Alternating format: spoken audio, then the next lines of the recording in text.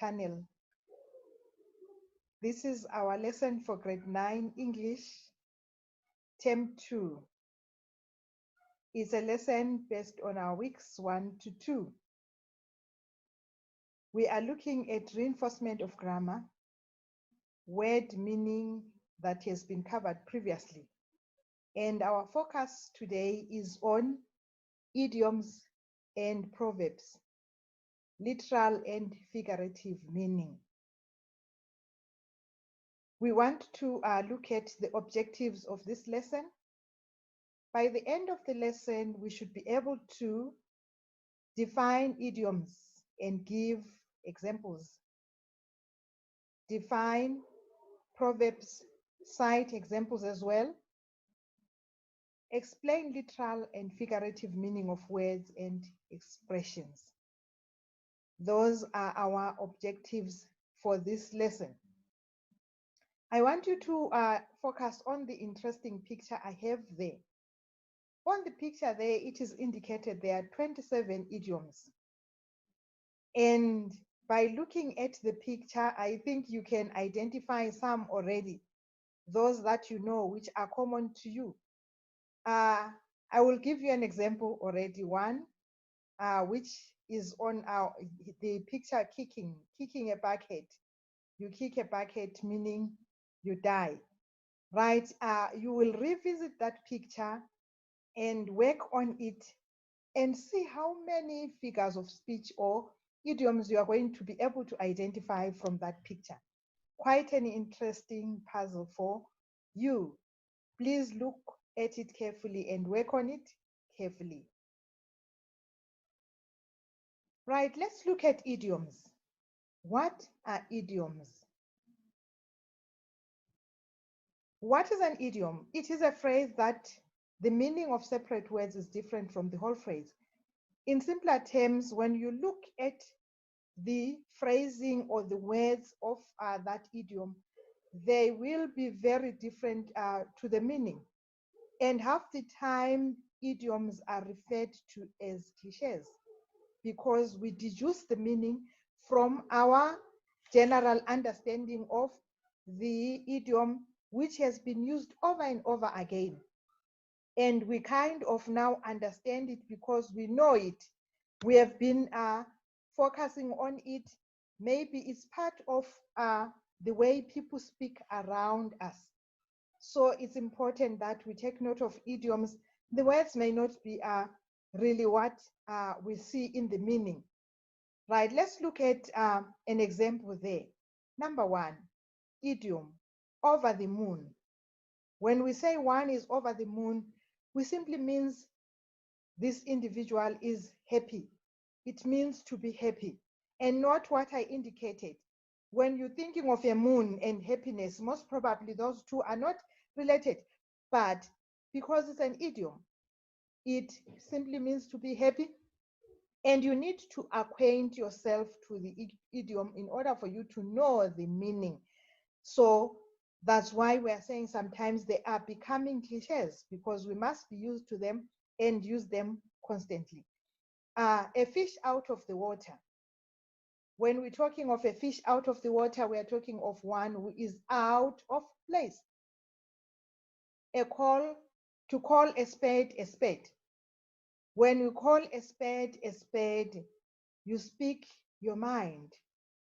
Speaking one's mind, you do not maybe beat about the bushes. You are blunt. You do not use euphemisms. You just are straight and to the point. That is calling a spade a spade. That is what idioms are. Right, let's look at the next part. Proverbs. What are proverbs? These are short, well-known pithy sayings stating a general truth or piece of advice. So note now the difference between idioms and proverbs. Although sometimes we are unable to draw a line between proverbs and idioms, but note proverbs will always state a general truth and give a piece of advice. For example, Two wrongs don't make a right. Two wrongs do not make a right. I think you can already guess the meaning. It's a piece of advice, which means it's never right to do wrong to someone, even if they've wronged you first, because two wrongs do not make a right. And we look at number 2, the second proverb there. Practice makes perfect. If you want to be perfect in something, you need to practice constantly. So in other words, you will sharpen your skill of writing if you practice constantly. You sharpen your skill of reading if you read constantly. And you sharpen your skill of understanding idioms if you use them constantly. Practice makes perfect. That is the advice from that proverb. A friend in need is a friend indeed. That is another proverb. And I know most of us make friends out there, and sometimes we are not fully aware if those are friends indeed. Right? A friend in need is a friend indeed. Friends should be there for one another, even in difficult times. When you are in need, when you are in difficult times, that's when you see your true friends. Remember, some friends will only rock up when, or they will only show up when you have parties. If it's your birthday party, if you are celebrating something. But once you are struggling, once you have a problem, they are nowhere to be found. So that is the proverb: a friend in need is a friend indeed. So check that. Those are proverbs, the sayings which are giving us generally a truth and a piece of advice. Literal meaning. Literal meaning. What is literal meaning? It is simply stating the facts as they are, in the actual sense, without any deeper meaning. Facts as they are, no other hidden meaning. That will be your literal meaning. For example, know your ropes. Know your ropes literally means you have a lot of knowledge on ropes. I don't know what ropes you'll be doing. Maybe you'll be tying them, or it's your skipping rope, but you know your ropes very well. You have a vast knowledge on ropes, literally so. But figuratively, to know a rope means to know a lot about something other than a rope. You know a lot about something, be it mathematics, be it English writing essays. You know your ropes. Number 2, literal, a wet blanket. A wet blanket in literal terms means it is uncomfortable to use. You cannot cover yourself with a wet blanket. No one will say, I have washed my blanket before it dries up, I can use it. A wet blanket cannot be used. A wet blanket really cannot provide that warmth you need. That is in literal terms. When we look at it figuratively, when we talk about a wet blanket, we mean a person who dampens the fun. Say you are busy enjoying your music, or you are enjoying your film, or you are enjoying your movie, then your brother just comes, switches off the television. They dampen the fun. They become a wet blanket. And some people generally are wet blankets around others. They are not good friends. They cannot be fun around others. They always spoil the mood. That is figurative meaning, a wet blanket. Then we look at number 3, bring the house down. Bring the house down. When you bring the house down, in simpler terms, you demolish the house. Maybe you want to build a new one. then you bring it down, demolish the building.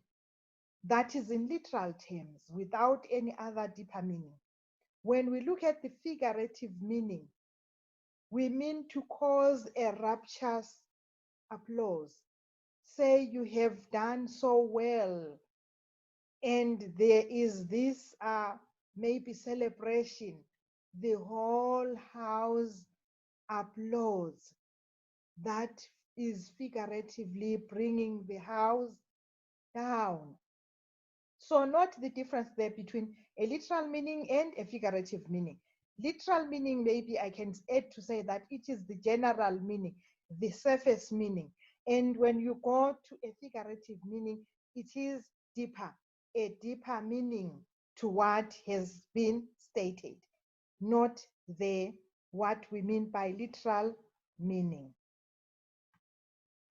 Then we go to figurative meaning.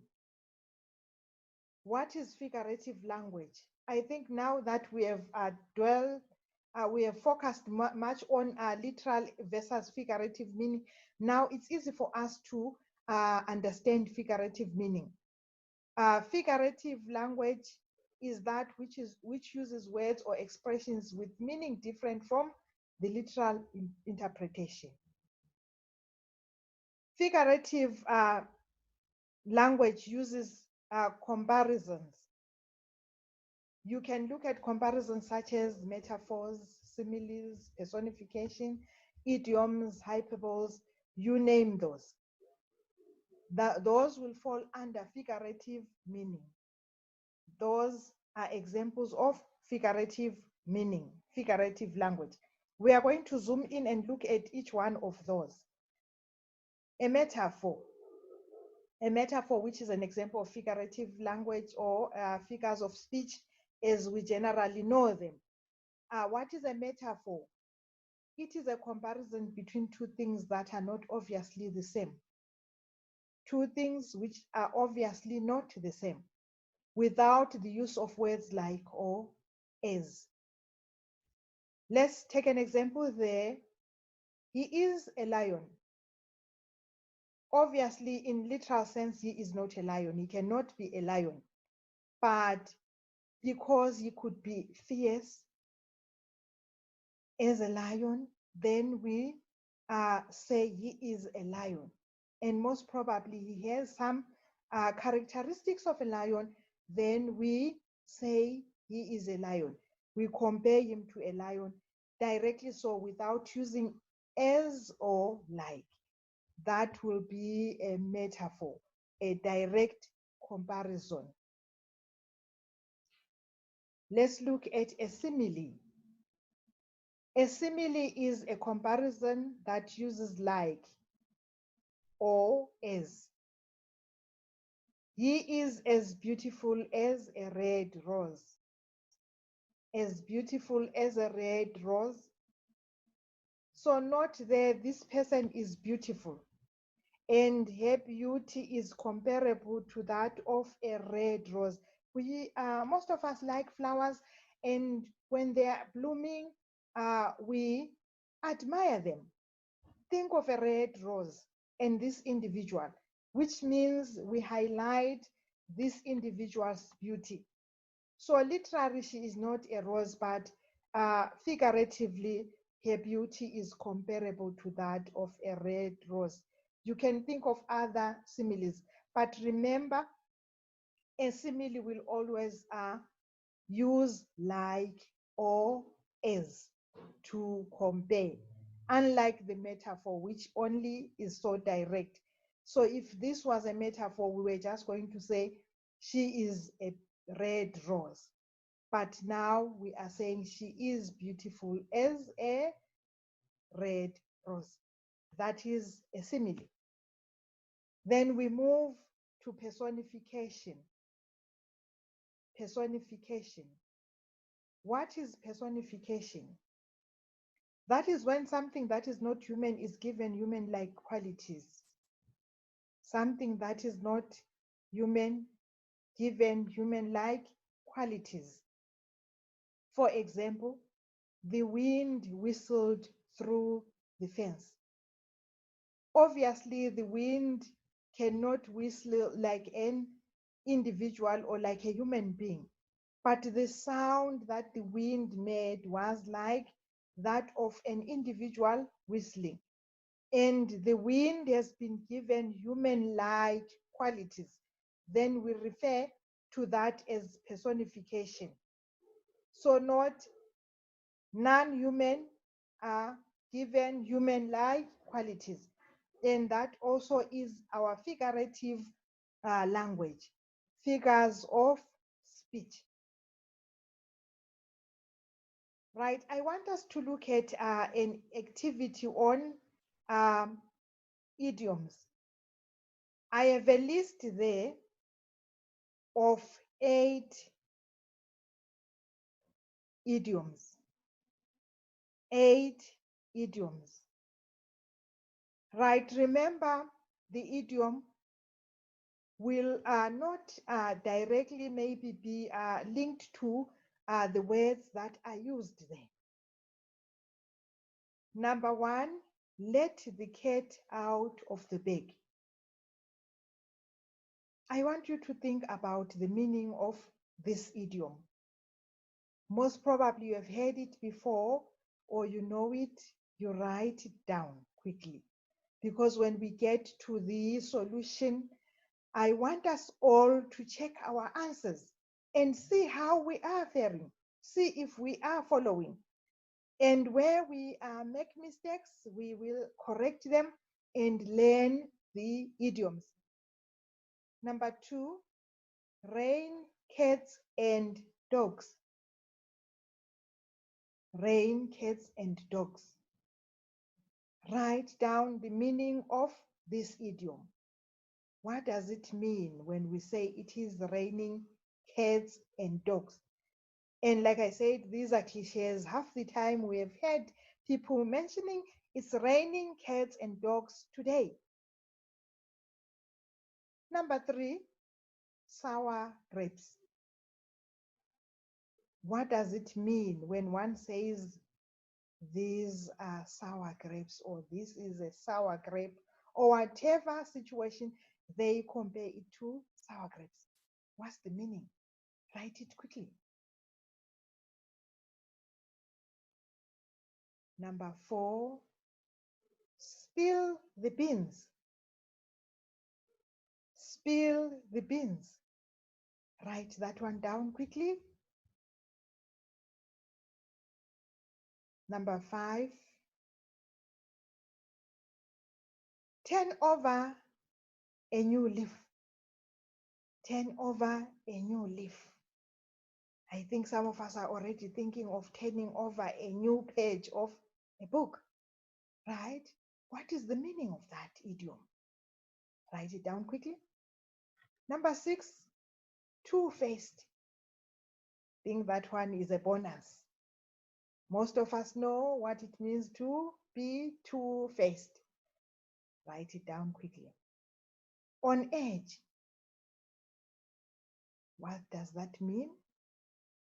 And number 8, kill 2 birds with 1 stone.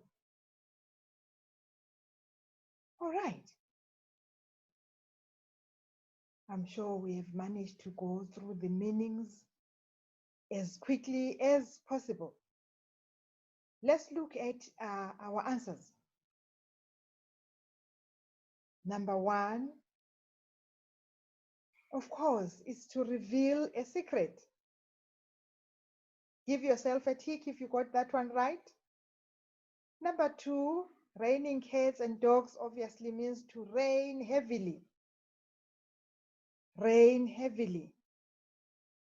I'm sure this time around when you write your essays, when you express yourselves, you will use those idioms to boost your language.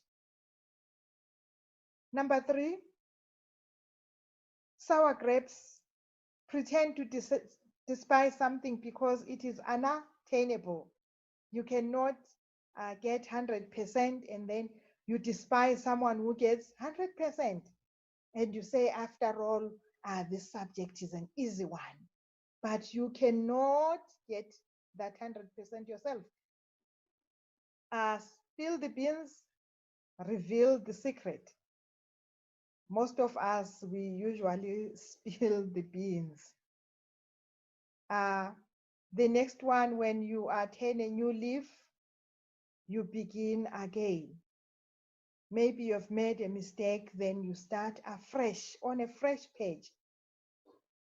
And being two-faced, like I said, that one is obvious. One who is a hypocrite. They say this, and before you know it, they've changed. Maybe they promise they will assist you. Before you turn your back, they tell someone, no, I will never assist this one.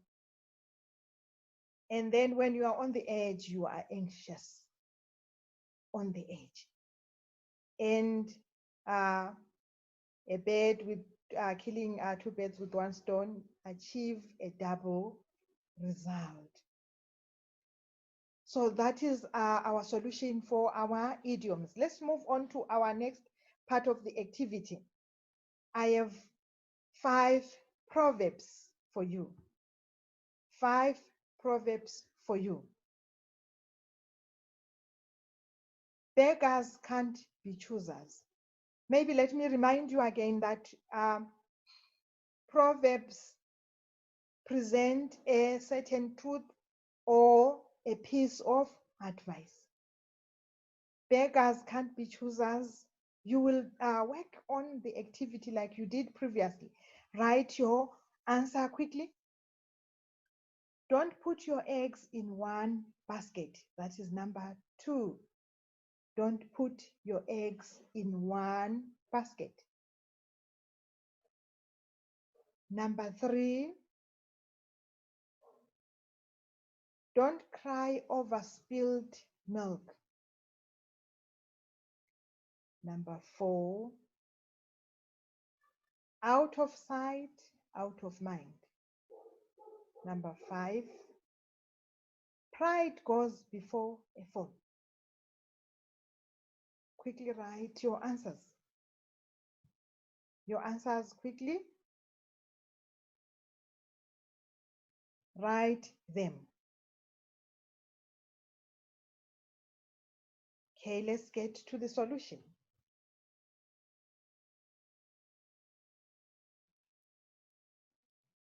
Number 1, beggars can't be choosers. If you have no option, be content with what is offered. You have no option, so be content with what is offered. So if you are a beggar, you can't choose to say, I want a red one when you are offered a blue one. Take the blue one because you have no option. Beggars cannot be choosers. Number 2, do not put your eggs in one basket. I think from our first picture there, you will see that there is that proverb as well. Do not concentrate all your efforts on one area. Some of us do that. We study one subject all day long, and we forget we need to also focus on other subjects. So don't concentrate all your efforts on one area. Spread your wings. Number 3, do not cry over spilled milk. Don't spend your time worrying about past things that cannot be changed. Yes, we can't brood over what happened 20 years ago, or of course, we may be younger than that. We can't brood over what happened maybe a year ago. If you failed the grade, you are repeating. So why still mop around about that? Why still look so downcast? Cheer up and don't spend your time worrying about things that cannot be changed. Out of sight, out of mind. You soon forget people or things that are out of sight. Yes, some of us are only friends with us when we are around them. Once we are out of sight, out of sight, out of mind, they forget about us. And then the last one, if you feel too self-important, something will happen to make you look foolish. So those are pieces of advice coming from our proverbs there. acquaint yourselves with them. And once you know them, it's interesting to use the language, and working around the language makes you look, yes, smart, because you can express yourself clearly. Use your idioms, use your um, proverbs, and then express yourselves clearly. Right, in conclusion, idioms and proverbs are essential in language in terms of deeper meaning, and they help us in expressing what we need to express to exceed just the literal meaning. And like I said, practice makes perfect. The more you practice, the more you sharpen your skills. And when you do so, you become maybe the best that you can be in presenting your language skills. That is the end of our lesson today. And do not forget to work on the puzzle from our first slide. That is interesting, and see how many idioms you will come up with. Good day for today.